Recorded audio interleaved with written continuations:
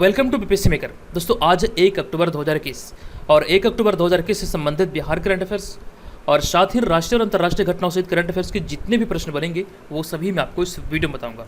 लेकिन जो पिछले वीडियो में मैंने आपसे प्रश्न पूछा था, सबसे पहले उसे देख लेते हैं। तो पिछले वीडियो का हमारा प्रश्न था कि बताएं कि नरेंद्र मोदी ऐसे कौन से प्रधानमंत्री हैं जो कि मुख्यमंत्री भी रहे हैं, और इस प्रश्न का मैंने आपको राइट आंसर बताया था ऑप्शन नंबर सी, 6 ऐसे प्रधानमंत्री हैं जो कि मुख्यमंत्री भी रहे हैं। तो सभी लोगों ने इस प्रश्न का सही उत्तर किया और अधिकतर लोगों ने इस बारे में डिटेल में लिखा है। तो जो भी प्रश्न आप लोगों से वीडियो में पूछा जाता है आप लोग से लिखिए और विस्तार पूर्वक अवश्य लिखा कीजिए। चलिए अब यहाँ पर हम सीधे चलते हैं पहले प्रश्न पे। एक एक करके मैं आपको सारे प्रश्न बताऊंगा और इनसे संबंधित जो एक्स्ट्रा फैक्ट्स होंगे वो भी आपके साथ डिस्कस करूंगा। आपको इस पूरे वीडियो को ध्यानपूर्वक देखना है और जो वीडियो के अंत में आपसे प्रश्न पूछा जाएगा उसका आंसर आपको कमेंट बॉक्स में कमेंट करके देना है। तो यहाँ पर आज का हमारा पहला प्रश्न है कि हाल ही में प्रधानमंत्री नरेंद्र मोदी ने कौन सी प्रगति बैठक की अध्यक्षता की है। इस प्रश्न का हमारा राइट आंसर होगा ऑप्शन नंबर ए, यानी कि 38वीं प्रगति बैठक की अध्यक्षता हाल ही में प्रधानमंत्री नरेंद्र मोदी के द्वारा किया गया।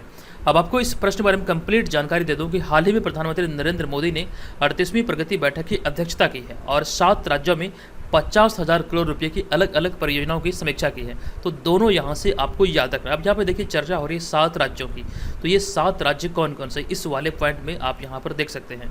तो इनमें बिहार सहित ओडिशा, आंध्र प्रदेश, झारखंड, मध्य प्रदेश, महाराष्ट्र और हरियाणा, यानी कि कुल मिलाकर 7 राज्य शामिल हैं। ये आपको यहाँ पर याद रखना है।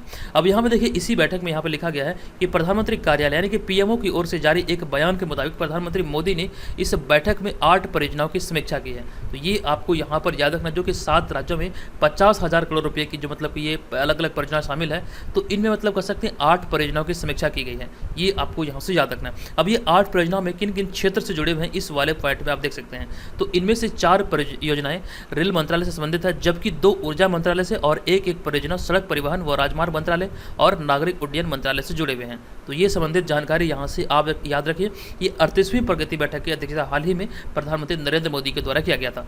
अब देखिए यहाँ पे चर्चा हो रही प्रधानमंत्री नरेंद्र मोदी की, तो नरेंद्र मोदी से जुड़े हुए कई सारे पॉइंट बनते हैं, कई सारे फैक्ट्स हैं जो कि एग्जाम में पूछे जाने की संभावना। यहाँ पे इनमें से कुछ को मैंने ऐड किया जो कि आप यहाँ पर इसका टाइटल देख सकते हैं कि विभिन्न देश और संस्था द्वारा प्रधानमंत्री मोदी को दिया गया सम्मान।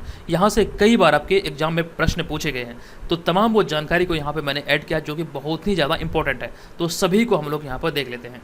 तो सऊदी अरब के द्वारा जो अवार्ड दिया गया था ऑर्डर ऑफ अब्दुल अजीज अल सऊद 2016 में, आप यहाँ जो तमाम जो मतलब यहाँ पर सूची को देख रहे हैं, ये जो मतलब कि देश या फिर जो मतलब संस्था है तो उनका ये सर्वोच्च सम्मान। अगर हम बात करें सऊदी अरब का, तो सऊदी अरब का यह सर्वोच्च सम्मान है जो कि 2016 में प्रधानमंत्री नरेंद्र मोदी को दिया गया था। ये सम्मान का नाम है ऑर्डर ऑफ द अब्दुल अजीज अल सऊद जो कि 2016 में दिया गया। अब यहाँ पे हमारा अगला है अफगानिस्तान। तो अफगानिस्तान की ओर से स्टेट ऑर्डर ऑफ गाजी अमीर अमानुल्लाह खान की अवार्ड से इन्हें 2016 में सम्मानित किया गया था। फिलिस्तीन की ओर से ग्रैंड कॉलर पुरस्कार 2018 में, संयुक्त अरब अमीरात की ओर से ऑर्डर ऑफ जायद 2019 में, रूस की ओर से सेंट एंड्रयू पुरस्कार 2019 में, मालदीव की ओर से रूल ऑफ निशान इजुद्दीन 2019 में, दक्षिण कोरिया की ओर से सियोल शांति पुरस्कार 2019 में, संयुक्त राष्ट्र पर्यावरण कार्यक्रम या संस्था की तरफ से चैंपियन ऑफ द अर्थ 2018 में। तो ये वो सूची है जो कि प्रमुख देश और संस्था द्वारा प्रधानमंत्री मोदी को मतलब कि अपने सर्वोच्च सम्मान से सम्मानित किया गया है। तो तमाम वो चीज़ों को यहाँ से आप ही याद रखिए। अब यहाँ पर हम चलेंगे अगले प्रश्न पे। हमारा अगला प्रश्न है दूसरा प्रश्न। यह प्रश्न है कि हाल ही में बिहार के किस जिले की नैन्सी राय ने बॉलीवुड मिस इंडिया 2021 का खिताब जीता है। इस प्रश्न का हमारा राइट आंसर होगा ये किस जिले की है। तो ऑप्शन नंबर डी यहाँ पर इस प्रश्न का राइट आंसर होगा। बिहार के पूर्णिया जिले की रहने वाली है नैन्सी राय, जो कि हाल ही में बॉलीवुड मिस इंडिया 2021 का खिताब अपने नाम किया है। आपको यहाँ पर बता दूँ इसके बारे में कि हाल ही में नई दिल्ली में आयोजित प्रतियोगिता में बिहार के पूर्णिया जिले की 18 वर्षीय नैन्सी राय ने बॉलीवुड मिस इंडिया 2021 का खिताब जीता है। ये आपको यहाँ से याद रखना है। यहाँ पर मैंने अगले पॉइंट में लिखा कि ग्रांड फिनाले में अलग अलग राज्यों के 36 प्रतिभागियों में से नैन्सी राय विनर बनी। ये आपको यहाँ से ध्यान रखना, 36 प्रतिभागियों में से इन्हें विनर चुना गया है नैन्सी राय को। आप जो यहाँ पर इस इमेज में देख रहे हैं यही है नैन्सी राय। अब यहाँ पे हमारा अगला पॉइंट है कि मिस इंडिया के साथ उन्हें, यहाँ पे मिस इंडिया नहीं बल्कि यहाँ पे बॉलीवुड मिस इंडिया होना चाहिए था, यहाँ पे मिस्टेक हो गया, आप लोग सुधार कर लीजिएगा। तो बॉलीवुड मिस इंडिया के साथ उन्हें most beautiful, most attractive I और मोस्ट अट्रैक्टिव पर्सनैलिटी के साथ मतलब कि इनके टाइटल के साथ इन्हें सम्मानित किया गया। तो ये सारी संबंधित जानकारी यहाँ से आप याद रखिए। बिहार के पूर्णिया जिले की रहने वाली है नैन्सी राय।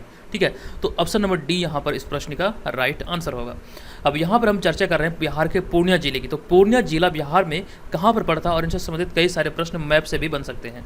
तो तमाम वो चीज़ों को यहाँ पर हम लोग देख लेते हैं। जब बिहार वाले मैप पर आप नज़र डालेंगे तो यहाँ पर आपको पूर्णिया जिले की स्थिति देखने को मिलेगा। पूर्णिया जिला की जो चौहद्दी है ये अररिया, किशनगंज, पूर्णिया, कटिहार और मधेपुरा, ये इनकी चौहद्दी आप यहाँ पर देख सकते हैं। अब यहाँ पे बात आती है कि पूर्णिया जिले की सीमा कितने जिलों के साथ अपनी सीमा को साझा करता है। तो कुल मिला के 5 जिले ऐसे हैं जो कि पूर्णिया के साथ अपने जिले की सीमा को साझा करता है। ये जिले कौन कौन से यहाँ पर आप देख सकते हैं। एक तो हो गया कटिहार, दूसरा हो गया भागलपुर, तीसरा हो गया मधेपुरा, चौथा हो गया अररिया और पांचवा हो गया किशनगंज। तो कुल मिला के 5 जिले हैं जो कि आप यहाँ पर देख सकते हैं ये पूर्णिया प्रमंडल मतलब पूर्णिया जिले के साथ अपने जिले की सीमा को साझा करता है। अब यहाँ पे हम लोग चर्चा करेंगे, जैसे कि मैंने आपको बताया कि बिहार में 9 प्रमंडल हैं और पूर्णिया जो जिला है ये किस प्रमंडल के अंतर्गत आते हैं। तो मैं आपको बता दूं कि पूर्णिया जो जिला है ये पूर्णिया प्रमंडल के ही अंतर्गत आता है। आप यहाँ पर देख सकते हैं कि पूर्णिया बिहार का एक प्रमंडल है। जैसा कि मैंने आपको बताया कि बिहार में 9 प्रमंडल हैं, तो उनमें से पूर्णिया भी एक प्रमंडल है और इसका जो मुख्यालय ये पूर्णिया ही है और इसके अंतर्गत 4 जिले आते हैं। वो 4 जिले कौन कौन से आप यहाँ पर देख सकते हैं। ये 4 जिले हैं अररिया, किशनगंज, पूर्णिया और कटिहार। ये 4 जिले इस प्रमंडल के अंतर्गत आते हैं। तो तमाम चीज़ें यहाँ से आप ही याद रखें। अब यहाँ पर हम चलेंगे अगले प्रश्न पे। हमारा अगला प्रश्न होगा तीसरा प्रश्न। ये प्रश्न है कि हाल ही में मिड डे मील योजना का नाम बदलकर अब क्या कर दिया गया है। इस प्रश्न का हमारा राइट आंसर होगा ऑप्शन नंबर ए, यानी कि पीएम पोषण योजना इसे कर दिया गया है। अब आपको इस बारे में कंप्लीट जानकारी दे दूं कि हाल ही में मिड डे मील योजना का नाम बदलकर अब पीएम पोषण योजना कर दिया गया है।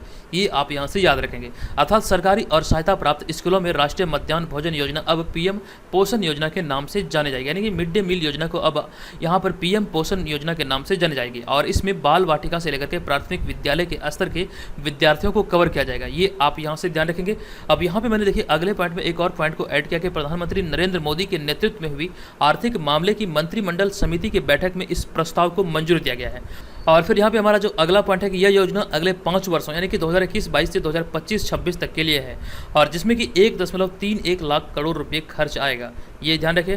और यहाँ पे मैंने मिड डे मील योजना के बारे में एक और पॉइंट को ऐड किया कि मिड डे मील योजना को एक केंद्रीय प्रायोजित स्कीम के रूप में 15 अगस्त 1995 को आरंभ किया गया था। तो यहाँ पर आप ये इन सारी चीज़ों को याद रखिए। इसकी जो शुरुआत हुई थी मिड डे मील योजना की ये 15 अगस्त 1995 को हुई थी। ये तमाम चीज़ों को आप याद रखेंगे। अगर यहाँ से आपके प्रश्न बनेंगे तो आप आसानी से सभी चीज़ों को सॉल्व कर पाएंगे। अब यहाँ पर हम चलेंगे अगले चौथे प्रश्न पे। हमारा चौथा प्रश्न है कि हाल ही में रिजर्व बैंक ने नियामकीय अनुपालन में कमी को लेकर किस निजी बैंक पर 2 करोड़ रुपए का जुर्माना लगाया है। इस प्रश्न का हमारा राइट आंसर होगा ऑप्शन नंबर बी, यानी कि आरबीएल बैंक इस प्रश्न का राइट आंसर होगा। अब आपको इस प्रश्न के बारे में कंप्लीट जानकारी दे दूं कि भारतीय रिजर्व बैंक यानी कि आरबीआई ने निजी क्षेत्र के ऋणदाता बैंक यानी कि आरबीएल बैंक पर नियामकीय अनुपालन में खामियां तथा बैंकिंग नियमन अधिनियम के प्रावधानों का अनुपालन नहीं करने पर 2 करोड़ रुपए का जुर्माना लगाया है। ये आप यहाँ से ध्यान रखेंगे। अब यहाँ पे देखिए चर्चा हो रही है भारतीय रिजर्व बैंक यानी कि आरबीआई की। तो आरबीआई के बारे में कुछ जरूरी चीज़ें हैं जो कि एग्जाम में कई बार रिपीट हुए हैं। तो तमाम चीज़ों को यहाँ पर हम लोग देख लेते हैं। सबसे पहले आप ध्यान रखिए आरबीआई का फुल फॉर्म क्या होता है। तो आरबीआई का फुल फॉर्म होता है रिजर्व बैंक ऑफ इंडिया यानी कि भारतीय रिजर्व बैंक, इसका फुल फॉर्म होता है। आप यहाँ पर देख सकते हैं। और रिजर्व बैंक ऑफ इंडिया यानी कि भारतीय रिजर्व बैंक की जो स्थापना हुई थी भारतीय रिजर्व बैंक अधिनियम 1934 के प्रावधानों के अनुसार 1 अप्रैल 1935 को हुई थी। यहाँ से आपके प्रश्न कई बार बने हैं कि भारतीय रिजर्व बैंक की स्थापना कब हुई थी। तो इसकी स्थापना हुई थी 1 अप्रैल 1935 को। अब देखिए अगला पॉइंट में लिखा गया कि रिजर्व बैंक का केंद्रीय कार्यालय प्रारंभ में कोलकाता में स्थापित किया गया था, जिसे कि 1937 में अस्थायी रूप से मुंबई में स्थानांतरित किया गया। ये ध्यान रखें। और ये वाला जो पॉइंट है ये बहुत ही ज़्यादा इंपॉर्टेंट है। ये पॉइंट है कि आरबीआई के गवर्नर की नियुक्ति वित्त मंत्री की सलाह पर प्रधानमंत्री द्वारा किया जाता है। ये आप यहाँ से ध्यान रखिए। आरबीआई के गवर्नर की नियुक्ति वित्त मंत्री की सलाह पर प्रधानमंत्री द्वारा की जाती है। और आरबीआई का जो प्रतीक चिन्ह ये ताड़ का पेड़ और बाघ है। आप यहाँ पर आरबीआई के इस लोगो में देख सकते हैं, इसका जो प्रतीक चिन्ह है ये ताड़ का पेड़ और बाघ है। और आरबीआई का जो मुख्यालय ये मुंबई में है और वर्तमान में से गवर्नर है शक्तिकांत दास, जो कि आरबीआई के 25वें गवर्नर है और ये उर्जित पटेल की जगह पे है। तो तमाम जानकारी यहाँ पर आप आरबीआई से संबंधित याद रखिए। अब चलेंगे अगले प्रश्न पे। हमारा अगला 5वां प्रश्न है कि भारत सरकार ने हाल ही में निम्नलिखित में से किसके संचालन के लिए भारत के हवाई क्षेत्र का नक्शा जारी किया है। तो इस प्रश्न का हमारा राइट आंसर होगा ऑप्शन नंबर सी, यानी कि ड्रोन संचालन के लिए भी हाल ही में भारत के हवाई क्षेत्र का नक्शा जारी किया गया। ऑप्शन नंबर सी यहाँ पर इस प्रश्न का राइट आंसर होगा। आपको इस बारे में बता दूं कि भारत सरकार ने हाल ही में ड्रोन संचालन के लिए भारत के हवाई क्षेत्र का नक्शा जारी किया है। और यहाँ पर आपको ध्यान रखना है जिसमें खनन, कृषि निगरानी, बुनियादी ढांचा, परिवहन, आपातकालीन प्रतिक्रिया, रक्षा, भूस्थानिक मानचित्रण और कानून प्रवर्धन शामिल है। यानी कि इसके माध्यम से ये सारी चीज़ें की जाएगी। और इसी को ध्यान रखते हुए अभी हाल में भारत सरकार ने हवाई क्षेत्र का मतलब कि हवाई क्षेत्र का नक्शा जारी किया है ड्रोन संचालन के लिए। तो ऑप्शन नंबर सी यहाँ पर इस प्रश्न का राइट आंसर होगा। अब यहाँ पे चर्चा हो रही है ड्रोन की, तो ड्रोन के बारे में कुछ पॉइंट को मैंने ऐड किया, आप यहाँ पर देख सकते हैं। 1849 में ऑस्ट्रिया ने मानव रहित एक बम फेंकने वाला उपकरण बनाया था जो कि उड़ता था, ये आपको ध्यान रखना, और मानव रहित था, ठीक है। और ऐसा माना जाता है कि यहीं से ड्रोन बनाने की प्रेरणा मिली है। और अगला पॉइंट है कि 1987 से ड्रोन का प्रयोग कृषि कार्यों के लिए भी हो रहा है। और आगे यहाँ पे लिखा गया कि सेना, पुलिस, वन विभाग, मीडिया, समुद्र विज्ञान और फिल्म निर्माण आदि में भी ड्रोन का इस्तेमाल होने लगा है। अब यहाँ पर आपके मन में सवाल उठ रहा होगा कि ड्रोन का आविष्कार किस देश में हुआ है, किसने किया है। तो तमाम चीज़ें के बारे में आपको बता दूं कि इस बारे में कंप्लीट जानकारी एक्चुअली में मुझे भी नहीं है। मैंने बहुत ज़्यादा सर्च किया है कि ड्रोन का आविष्कार किसके द्वारा किया गया, ये मुझे जानकारी नहीं मिली है, ठीक है। तो जब भी इस बारे में कोई सूचना मिलती है, अगर कोई प्रश्न इससे बनता है, तो अगले प्रश्न में आपको इस बारे में कंप्लीट जानकारी जरूर दूंगा। हालांकि आप लोगों में से किसी को अगर पता है कि ड्रोन का आविष्कार किस देश में किया गया था, एक्चुअली में जो वास्तविक ड्रोन है वो कहाँ इसका आविष्कार किया गया था और किसने इसका आविष्कार किया था, तो आप यहाँ पर कमेंट बॉक्स में मुझे जरूर बताइएगा। चलिए अब यहाँ पर हम चलेंगे अगले प्रश्न पे। हमारा अगला छठा प्रश्न होगा कि हाल ही में निम्नलिखित में से कौन गुजरात विधानसभा की पहली महिला अध्यक्ष चुनी गई है। तो यह एक इंपॉर्टेंट प्रश्न है और इस प्रश्न का हमारा राइट आंसर होगा ऑप्शन नंबर बी, यानी कि नीमाबेन आचार्य इस प्रश्न का राइट आंसर होगा। आपको बता दूं कि हाल ही में भाजपा के वरिष्ठ विधायक डॉक्टर नीमाबेन आचार्य को गुजरात विधानसभा का सर्वसम्मति से अध्यक्ष चुना गया है, ये आप यहाँ पर याद रखेंगे। और इस प्रकार वे गुजरात विधानसभा की पहली महिला अध्यक्ष बनी है। आप जहाँ पर इस इमेज में देख रहे हैं यही है नीमाबेन आचार्य, जो कि गुजरात विधानसभा की पहली महिला अध्यक्ष बनी है, ये आप यहाँ से याद रखेंगे। अब यहाँ पे हमारा अगला पॉइंट है कि हाल ही में 16 सितंबर 2021 को राजेंद्र त्रिवेदी के इस्तीफे देने और मुख्यमंत्री भूपेंद्र पटेल के नेतृत्व वाले नए राज्य मंत्रिमंडल में शामिल होने के बाद अध्यक्ष का पद खाली हो गया था। अब हाल ही में इन्हीं पद पर, मतलब इसी पद पर विधानसभा के पहली महिला अध्यक्ष बनी है नीमाबेन आचार्य, ये आप यहाँ से ध्यान रखें। अब यहाँ पर हम चलते हैं अगले प्रश्न पे। देखिए यहाँ पे बात हो रही है गुजरात की, तो गुजरात के बारे में बहुत सारे पॉइंट मैंने आपको बताए हैं। एक पॉइंट मैंने आपको रिसेंटली बताया था कि जो मतलब कि वतन प्रेम योजना गुजरात सरकार के द्वारा शुरू किया गया था। ये तमाम चीज़ें आप यहाँ से याद रखिए। अब यहाँ पे चलेंगे हम अगले प्रश्न पे। हमारा अगला प्रश्न होगा 7वां प्रश्न। यह प्रश्न है कि एशिया मनी 2021 से पोल के अनुसार निम्नलिखित में से किस कंपनी को भारत में समग्र रूप से सबसे उत्कृष्ट कंपनी से सम्मानित किया गया है। तो इस प्रश्न का हमारा राइट आंसर होगा ऑप्शन नंबर ए, यानी कि HDFC बैंक इस प्रश्न का राइट आंसर होगा। आपको यहाँ पर इस बारे में डिटेल जानकारी दे दूं कि हाल ही में जारी एशिया मनी 2021 पोल में HDFC बैंक को भारत में सूचीबद्ध कंपनियों में सबसे अधिक वोट मिले हैं, जिसके कारण HDFC बैंक को भारत में समग्र रूप से सबसे उत्कृष्ट कंपनी के तौर पर सम्मानित किया गया। ये आप यहाँ पर ध्यान रखेंगे। ये एशिया मनी के पोल के अनुसार ये मतलब डेटा जारी किया गया और यहाँ पर मतलब कि HDFC बैंक को ज़्यादा वोट मिला और इसी आधार पर HDFC बैंक को भारत में समग्र रूप से सबसे उत्कृष्ट कंपनी के रूप में सम्मानित किया है। ये आप ध्यान रखेंगे, HDFC बैंक इस प्रश्न का राइट आंसर होगा। अब यहाँ पे देखिए आगे लिखा गया कि इस सर्वेक्षण का उद्देश्य देश और क्षेत्र द्वारा सार्वजनिक रूप से सूचीबद्ध कंपनियों की पहचान करना और उन्हें पहचानना है। इसी मतलब दृष्टिकोण को ध्यान में रखते हुए प्रत्येक वर्ष जारी किया जाता है। तो अभी हाल ही में भारत की अगर बात करें भारतीयों की सूची में भारतीय कंपनी की, तो यहाँ पर HDFC बैंक को मतलब कि सबसे उत्कृष्ट कंपनी के तौर पर सम्मानित किया गया है। तो ये आप यहाँ से याद रखिए। अब यहाँ पे हम चलेंगे अगले प्रश्न पे। हमारा अगला 8वां प्रश्न है कि निम्नलिखित में से किसे हाल ही में संयुक्त राष्ट्र के इंटरनेट गवर्नेंस फोरम 2021 में भारत का प्रतिनिधित्व करने की जिम्मेदारी प्रदान की गई है। इस प्रश्न का हमारा राइट आंसर होगा ऑप्शन नंबर सी, यानी कि पूर्णिमा तिवारी इस प्रश्न का राइट आंसर होगा। अब यहाँ पर आपको इस प्रश्न के बारे में बता दूं कि संयुक्त राष्ट्र के इंटरनेट गवर्नेंस फोरम 2021 में भारत का प्रतिनिधित्व करने की जिम्मेदारी अभी हाल ही में पूर्णिमा तिवारी को प्रदान की गई है। ये आप यहाँ से याद रखेंगे। आप यहाँ जो इस इमेज में देख रहे हैं यही है पूर्णिमा तिवारी। अब यहाँ पे हमारा अगला पॉइंट है कि 16वीं वार्षिक संयुक्त राष्ट्र इंटरनेट गवर्नेंस फोरम बैठक का जो आयोजन होगा ये पोलैंड सरकार की अध्यक्षता में 6 से 10 दिसंबर तक कोटो वाइस में किया जाएगा। ये आपको ध्यान रखना है, 6 से 10 दिसंबर तक ये आयोजित होगा, जो कि पोलैंड सरकार की तरफ से आयोजित किया जाएगा इसकी अध्यक्षता में। अब यहाँ पे देखिए इसका विषय यानी कि इसका थीम क्या होगा। तो इसका थीम यानी कि विषय होगा इंटरनेट यूनाइटेड। ये आपको यहाँ से ध्यान रखना है। ये इंटरनेट गवर्नेंस फोरम 2021 का थीम होगा, 2021 का इंटरनेट यूनाइटेड। चलिए अब यहाँ पर हम चलेंगे आगे, लेकिन उससे पहले आपको बता दूं कि हमारा जो पेड ग्रुप चल रहा है इस चैनल के माध्यम से, तो इस पेड ग्रुप के तहत आगामी संडे को आपको 39वां सेट प्रदान किया जाएगा, जो कि आप यहाँ पे देख सकते हैं 50 सेट की श्रृंखला है, जिसके तहत आपको 38 सेट प्रोवाइड किया जा चुका है। ये 39वां सेट आपको अगले संडे को मिलेगा, यानी कि आगामी संडे को ये आपको मिल जाएगा। तो जो लोग भी इसे ज्वाइन करना चाहते हैं तो इस व्हाट्सअप नंबर पर हमें संपर्क कर सकते हैं। यहाँ पर इसके अलावा आपको प्रैक्टिस सेट के अलावा आप देख सकते हैं करंट अफेयर, संपूर्ण बिहार जी के BPSC का प्रीवियस ईयर क्वेश्चन और ये सारे PDF यहाँ पर आपको उपलब्ध कराए जाएंगे। तो जो लोग हमारे इस पेड ग्रुप को ज्वाइन करने इच्छुक हैं, आप यहाँ पर इस व्हाट्सअप नंबर पे हमें संपर्क कर सकते हैं। आपको सारा का सारा मटेरियल जो भी ऑलरेडी सेंड हो चुका है वो सारा का सारा आपको एक साथ मिल जाएगा, ठीक है। तो इस ग्रुप की जो वैलिडिटी है यहाँ पर आपको 1 जनवरी 2021 से लेकर के 31 मार्च 2022 तक के मटेरियल प्रोवाइड किए जाएंगे। हालांकि अगर आपको 2020 वाला करंट अफेयर्स वार्षिकांक का जरूरत होगा तो ये भी आपको यहाँ पर इस ग्रुप में प्रोवाइड किया जाएगा। इस चीज़ का यहाँ पर ध्यान रखेगा। इसका जो फी है ये 399 है, तो आप भी इसे ज्वाइन कर सकते हैं। और ये जो ग्रुप है ये 67वीं बीपीएससी प्रारंभिक परीक्षा और बीपीएससी सीडीपीओ के लिए, अगर आप घर बैठे इन दोनों परीक्षाओं की तैयारी में लगे हैं तो इस ग्रुप को ज्वाइन करके अपनी तैयारी को बेहतर तरीके से कर सकते हैं। अब यहाँ पे हम चलेंगे अगले प्रश्न पे। हमारा अगला 9वां प्रश्न है कि हाल ही में किस देश ने समलैंगिक विवाह को वैध घोषित किया है? तो इस प्रश्न का हमारा राइट आंसर है ऑप्शन नंबर ए, यानी कि स्विट्जरलैंड ने अभी हाल ही में समलैंगिक विवाह को वैध घोषित किया है। तो ऑप्शन नंबर ए यहाँ पर इस प्रश्न का राइट आंसर होगा। आपको बता दूं कि हाल ही में पश्चिमी यूरोपीय देश स्विट्जरलैंड ने जनमत संग्रह के आधार पर लगभग 2/3 बहुमत से समलैंगिक नागरिक विवाह और समान लिंग वाले जोड़ों के लिए बच्चों को गोद लेने के अधिकार को वैध बनाने के लिए सहमत हो गया है। ये आपको यहाँ से ध्यान रखना है। यहाँ पर 2 पॉइंट आपको याद रखना है। सबसे पहला तो यह है कि समलैंगिक विवाह को वैध बनाने के लिए सहमत हुआ, और दूसरा ये भी याद रखना है कि समलिंग वाले जोड़े के लिए बच्चों को गोद लेने के अधिकार को भी वैध करार दिया गया है। तो ऑप्शन नंबर ए यहाँ पर इस प्रश्न का राइट आंसर होगा स्विट्जरलैंड। यहाँ पर देखिए मैंने आगे लिखा है कि स्विस फेडरल चांसलरी द्वारा उपलब्ध कराए गए परिणामों के अनुसार 64.1% मतदाताओं ने समलैंगिक विवाह के पक्ष में मतदान किया। यानी कि यहाँ पर जो मतदान कराया गया इस मतलब कि इस पक्ष के बारे में, इस पक्ष को लेकर के, तो यहाँ पर 64.1% मतदाताओं ने समलैंगिक विवाह के मतलब के पक्ष में मत दिया। तो इसी आधार पर यहाँ पर सरकार ने इसे वैध बनाने को सहमत हो गया है। तो आपको यहाँ पर ध्यान रखना स्विट्जरलैंड इस प्रश्न का राइट आंसर होगा। अब यहाँ पर आपको ये भी ध्यान रखना है अगले पॉइंट जो मैंने लिखा है कि इसके साथ ही स्विट्जरलैंड समलैंगिक विवाह को वैध बनाने वाले अंतिम पश्चिमी यूरोपीय देशों में से एक बन गया है। यानी कि अगर हम बात करें यूरोपीय देशों की, तो यूरोपीय देशों में समलैंगिक विवाह पहले से ही मान्यता प्राप्त है। बहुत सारे देश हैं जहाँ पर समलैंगिक विवाह को मान्यता दिया गया है, लेकिन अगर हम बात करें कुछ देश बचे हुए हैं जहाँ पर मतलब इसे मान्यता अभी भी नहीं दिया गया है, तो उसी में मतलब अंतिम देशों में अगर बात करें तो स्विट्जरलैंड भी शामिल हो सकता है। तो यहाँ पर आपको ये तमाम चीज़ें याद रखना है। स्विट्जरलैंड अभी हाल ही में इसमें शामिल हुआ है। अब यहाँ पे हम चलेंगे अगले प्रश्न पे। हमारा अगला 10वां प्रश्न होगा कि प्रधानमंत्री नरेंद्र मोदी ने हाल ही में विशेष गुणों वाली फसल की कितनी किस्मों को राष्ट्र को समर्पित किया है?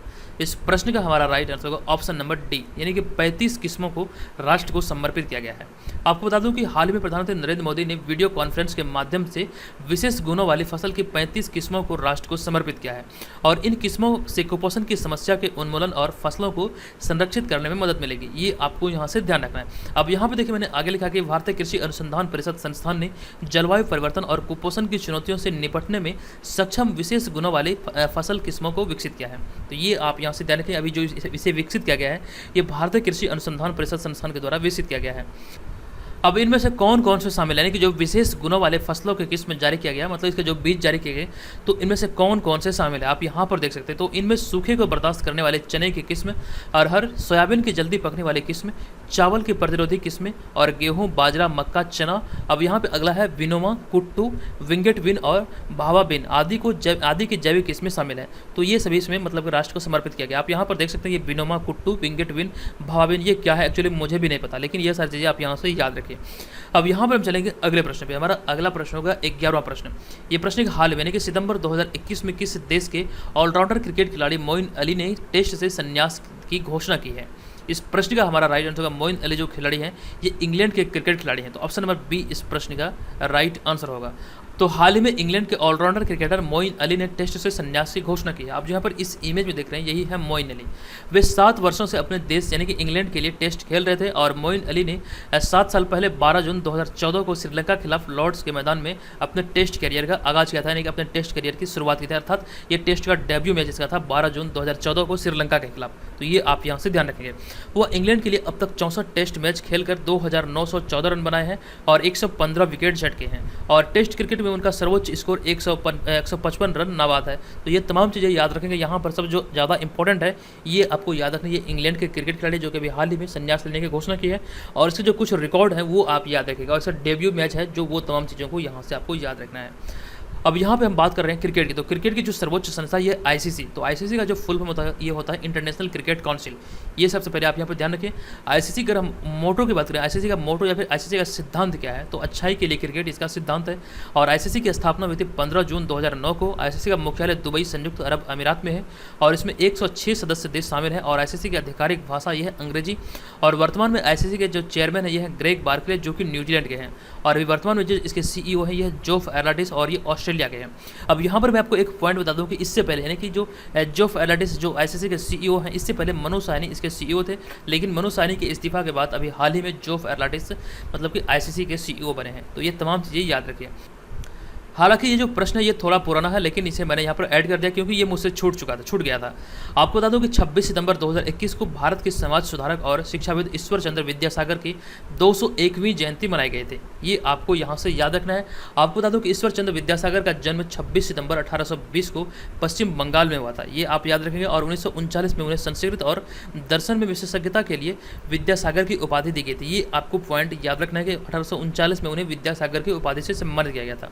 नेक्स्ट पॉइंट है कि मात्र 21 वर्ष की आयु में ईश्वर चंद्र विद्यासागर फोर्ट विलियम नहीं बल्कि फोर्ट विलियम कॉलेज में संस्कृत विभाग के प्रमुख रूप में शामिल हुए थे। और अगला पॉइंट है कि 29 जुलाई 1891 को 70 वर्ष की उम्र में कलकत्ता में उनका निधन हुआ था। अब यहाँ पर एक चीज ध्यान रखिएगा, चर्चा हो रही है फोर्ट विलियम कॉलेज की। तो फोर्ट विलियम कॉलेज कहाँ पर है और इसकी स्थापना किसने किया था और कब किया था, कंप्लीट चीजें ऑलरेडी मैं सेट वाले प्रश्न में, जो कि पेड ग्रुप में आपको जो मतलब सेट दिया जाता है, वहाँ पर ये क्वेश्चन को शामिल किया गया है। आपको बताना है इसका आंसर क्या होगा। ये फोर्ट विलियम कॉलेज का निर्माण किसने किया था, कब किया था और ये कहाँ पर है। तमाम चीज़ें आप यहाँ पर इस वीडियो के डिस्क्रिप्शन में लिख सकते हैं, अगर आपका मन चाहे तो लिखिए। चलिए अब यहाँ पर हम चलेंगे आज के इस वीडियो के प्रश्न की ओर। आज के इस वीडियो का हमारा प्रश्न है कि बिहार सरकार ने 2 अक्टूबर को गांधी जयंती के अवसर पर कितने से अधिक लोगों को टीकाकृत करने का लक्ष्य निर्धारित किया है। इसका आंसर क्या होगा, कंप्लीट जानकारी मैं आपको ऑलरेडी दे चुका हूँ। इसका आंसर क्या होगा कृपया आप लोग मुझे कमेंट करके बताइएगा, और आप चाहें तो यहाँ पर इस बारे में डिटेल में भी लिख सकते हैं। और जो लोग हमारे पेड ग्रुप को ज्वाइन करने के इच्छुक है, इस व्हाट्सअप नंबर पर आप जो यहाँ पर देख रहे हैं, इस व्हाट्सअप नंबर पर आपको pre21 लिख के मैसेज करना है। ध्यान रहे आपको कॉल नहीं करना है बल्कि मैसेज करना है, ठीक है। उसके बाद यहाँ पर आपको कुछ डेमो पीडीएफ मिलेगा, उसके बाद आप इसे देखेंगे, उसके बाद ही निर्धारित करेंगे आपको इसे ज्वाइन करना है या फिर नहीं। तो दोस्तों आज की इस वीडियो में इतना ही, मिलेंगे नेक्स्ट वीडियो में। ये वीडियो कैसा लगा कृपया कमेंट करके जरूर बताइएगा। चलिए धन्यवाद, जय हिंद।